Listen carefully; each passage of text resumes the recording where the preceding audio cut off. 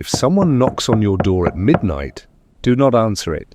I know that sounds obvious. I know most people already follow that rule instinctively. Midnight knock on your door, you do not answer. You check the peephole, you wait. You assume it is a drunk neighbor or a wrong address and you go back to sleep. I answered mine 14 times. And the 14th time I opened that door, I understood something that I cannot unknow. Something that has made it impossible for me to live in that apartment or any apartment since. My name is Noah, 29 years old. 8 months ago, I moved to a new city for a fresh start. After things in my old life collapsed in the specific quiet way that takes years to fully understand. New job, new apartment, new everything. The apartment is on the 6th floor of a building called Caldwell House. Not a luxury building. Not a bad one either. Clean hallways. Working elevator. Reasonable neighbors as far as I could tell. A laundry room in the basement. And a small gym on the 2nd floor that I used twice before I stopped pretending I was the kind of person who uses apartment gyms. I moved in on a Friday in October. The building manager showed me around, pointed out the recycling room at the end of the 6th floor hallway, showed me the emergency stairwell, walked me to my apartment door, 6C, and handed me the keys. I asked about my neighbors. He said 6A was a couple in their 50s, the Hendersons, quiet, kept to themselves. 6B was a young woman named Priya who worked night shifts at the hospital. And 6D, he paused. 6D was the apartment directly next to mine on the right side. He said 6D had been vacant for about 3 years. Previous tenant moved out and nobody had taken it since. He said the rent had come down twice in that period. He said it was a perfectly good apartment, and he could not explain why it had not been rented. He said it with the tone of a man who had an explanation he had decided not to share. I did not push him on it. I should have pushed him on it. The first 2 weeks were normal. I unpacked slowly. I learned the building's sounds, the elevator hum, the heating pipes that clicked on at 6 a.m., the faint sound of the Henderson's television through the shared wall of 6A. I introduced myself to Priya in the hallway one morning. She was just getting home from a night shift. She looked at me with an expression I could not fully read and said, "Welcome to the 6th floor," in a way that had something else underneath it that I did not understand at the time. I ate takeaway food alone.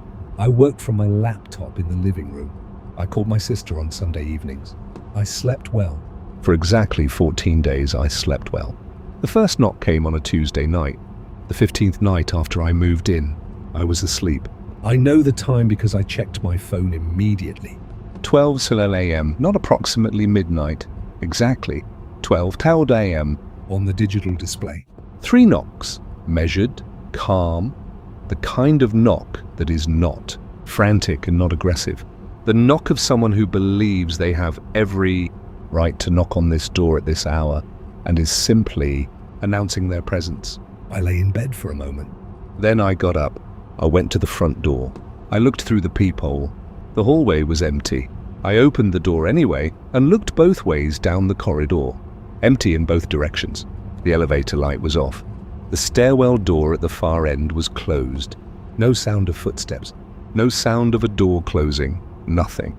I went back to bed. I told myself it was a sound from another floor carried strangely through the building structure. Old buildings do that.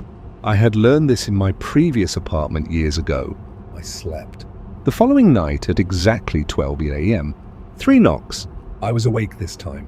I had not been able to fully sleep after 11:30, some part of my body remembering what had happened the night before. I went to the door immediately, looked through the peephole, empty hallway. I opened the door, looked both ways, empty. I stood in my open doorway in the cold hallway, air, and I looked at the door directly to my right. 60, vacant for 3 years. The building manager's pause when I asked about it. The door looked exactly like my door. The same dark wood, the same number plate, a thin line of darkness visible in the gap under the door. I stood there for a moment. Then I went back inside and locked my door. By the end of the first week of knocking, I had established everything I could observe about the pattern.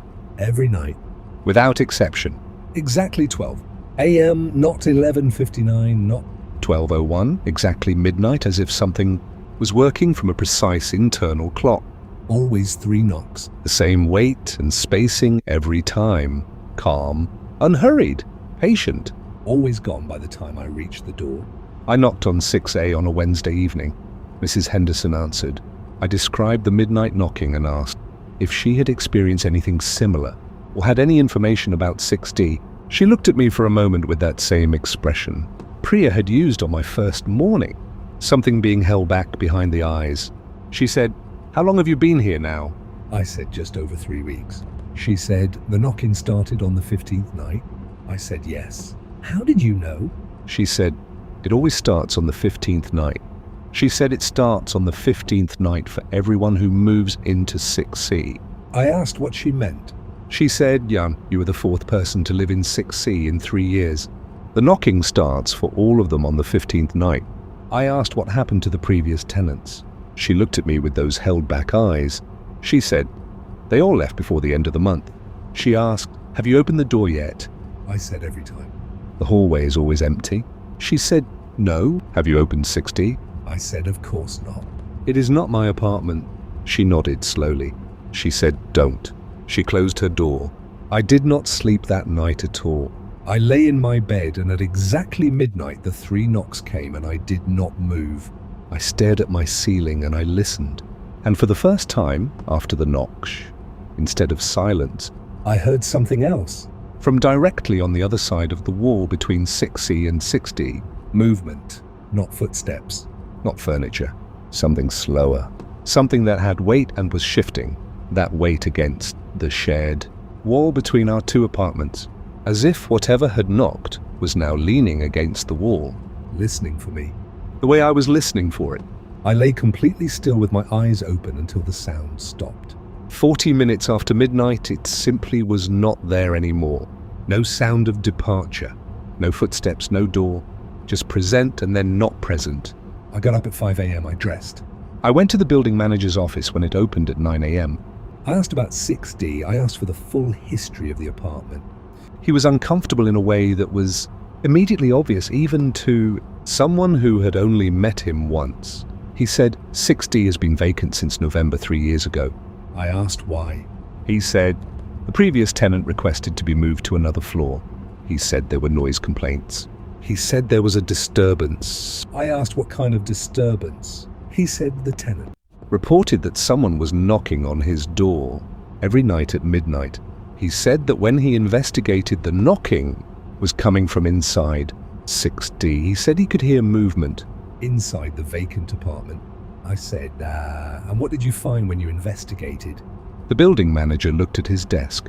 He said the apartment was empty. It has always been empty since the previous tenant vacated in November. We have checked it multiple times. There is nothing in that apartment. I asked, what was in it before?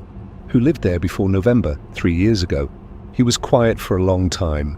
Then he said, a man named Walter Crisp. He lived there for 11 years.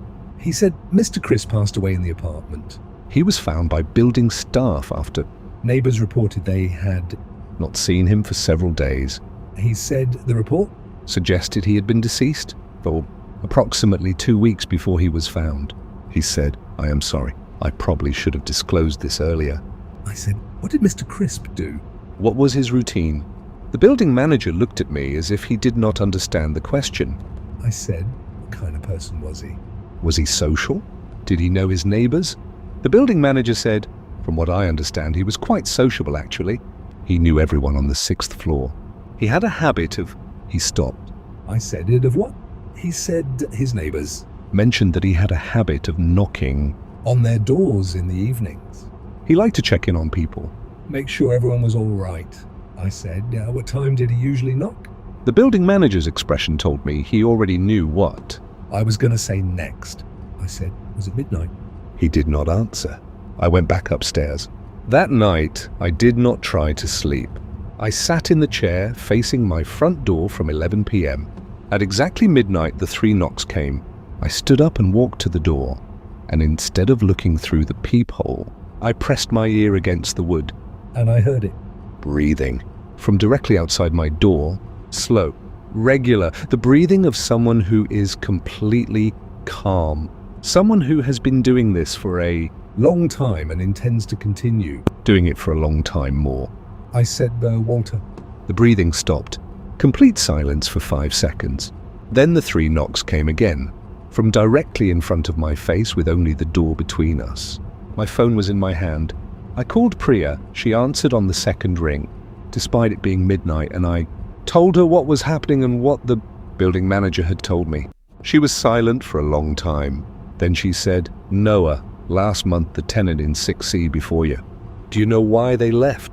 I said, Mrs. Henderson told me everyone leaves before the end of the month. Priya said, the tenant before you opened 6D on night 23. I said, what happened? She said, she was found in the hallway outside 6D the next morning, sitting on the floor, completely unresponsive. She had been there all night. She said she never spoke again after that night. They took her to hospital and she has not spoken a single word since. I said, what did she see in there? Priya said, nobody knows. She cannot tell anyone. I said, did you ever try opening 6D yourself? A very long silence. Then Priya said, Noah, I have lived on this floor for 2 years. I work night shifts. I come home at 6 a.m. when it is light and people are awake and the hallway is never empty. She said, I have never once walked past 6D in the dark. She said, please do not open that door. She hung up. I sat back in my chair and stared at my front door until the breathing outside stopped at approximately 12:40 a.m. and I slept for 3 hours in the chair. The following 4 nights, I did not open my door at midnight. I sat in my chair and I listened to the 3 knocks and then the breathing, and I did not move. On the 5th night, night 23 of the knocking, I made a decision I cannot fully explain. I got up at midnight when the knocks came. I walked to my front door. I did not open my door. I walked past it to the door of 6D. I stood outside 6D with my hand on the handle. On the other side of 6D's door was silence. Then the breathing, coming from directly inside, right on the other side of the door. I turned the handle. The door was unlocked. The door swung open. The apartment was dark, completely dark. No ambient light from windows, no street light coming through. A darkness that felt absolute and specific. The darkness of a space that had been kept this way deliberately. I stood in the doorway and I let my eyes adjust. The apartment was empty. No furniture. Bare walls, bare floors. The specific emptiness of a space that has been cleared of everything, except for one thing. In the center of the empty main room, a chair, old wooden, facing the wall that the apartment shared with my apartment, facing specifically the section of wall that corresponded to where my bed was on the other side. The chair was positioned as if someone had been sitting in it facing my bedroom wall. And on the seat of the chair, still warm when I put my hand on it, was the impression of someone who had been sitting there very recently. I backed out of the apartment and into the hallway, and I did not stop until I was inside my own apartment. With my door locked, I sat on my bed and I looked at the wall. The wall that the chair in 6D had been facing. The wall that was between my bedroom and the vacant apartment where a man named Walter Crisp had lived for 11 years before dying alone and not being found for 2 weeks. The wall that I now understood had something sitting on the other side of it facing my bed every night while I slept for 23 nights. I packed a bag at 3 a.m. I left the apartment at 3:15 a.m. I have not been back. I am staying with my sister. I have been here for 6 weeks. I have not returned to Caldwell House. I arranged for my things to be collected by a removal company during daylight hours. I paid the remaining months on my lease rather than go back. Last week I searched Walter Crisp's name. I found an obituary. 11 years on the 6th floor of Caldwell House, described as sociable, known to his neighbors. The obituary mentioned his habit of checking on the people around him, making sure everyone on the floor was all right. It mentioned he knocked on his neighbors' doors every evening. It mentioned the time he usually knocked. Midnight, because he was a night owl. Because midnight was evening to him. Because he meant nothing by it except kindness. Because he just wanted to make sure everyone was all right. The obituary was written by the building manager. At the bottom it said, Walter is survived by no immediate family. He will be missed by the residents of the 6th floor of Caldwell House, who he watched over for 11 years. I read that last line 3 times. Watched over. I closed my laptop. Last night, my sister knocked on my bedroom door at midnight. I was already awake. She knocked 3 times and said, "Noah, are you all right?" I saw your light on. I did not answer immediately, because the knock, the weight of it, the spacing of it, the patience of it, was not my sister's knock. She knocked again, 3 times, exactly the same. I got up and I went to the door and I opened it. My sister was standing there in her dressing gown with a cup of tea, looking at me with tired, concerned eyes. I looked at her for a long time. Then I looked past her at the empty hallway behind her. She said, "Noah, are you okay?" I said, "How did you get here?" She said, "What do you mean?" "I live here." I said, "From where were you just now?" "Before you knocked." She looked confused. She said, "I was in the kitchen. I saw your light under the door and I came to check on you."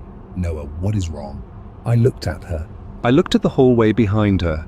I looked at the door to the spare bedroom next to mine. It had been empty since I arrived 6 weeks ago. The door was slightly open. The light was off inside. But from the gap under the door, a shadow of 2 feet, standing just inside the room, facing the door, waiting. My sister followed my gaze to the door. She said, "Noah, that room has been empty since you got here." She said, "I have not opened that door in 6 weeks."